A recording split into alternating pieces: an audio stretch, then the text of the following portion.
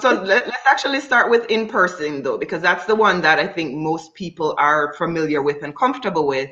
And that's the one that happens on November 3rd.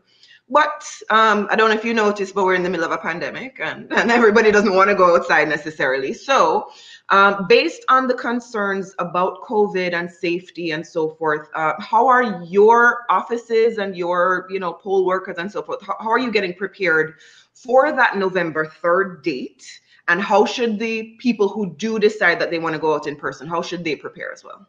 Right. So this is actually going to be our third election that we're running during the pandemic. We ran the presidential primary election really just weeks after the first positive cases of COVID were in the state of Florida. So we've been applying all of the CDC guidelines and the Department of Health guidelines. And what that means is all of our poll workers are being provided with masks, gloves, face shields, hand sanitizer, sanitizing wipes to wipe down everything in between voters.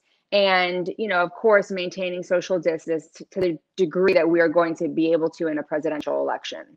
And so, in my opinion, and that's both for early voting and on election day, we'll be doing that. And again, we did it back in primary, and our voters gave us very positive feedback that they felt safe in the polls. And our poll workers did too. And so I definitely would not want somebody who wants to come in person to feel like they can't vote or shouldn't vote because they are concerned for their health. We are going to make sure that it is sanitized and it is safe for them to come out and vote and take advantage of that if they so choose and they prefer not to vote by mail. And then if I'm coming there, if I'm coming to the polling place, do I need to, if I'm an anti-masker or I don't want to, what are the protections, or how should I protect myself if I want to come out and vote in person?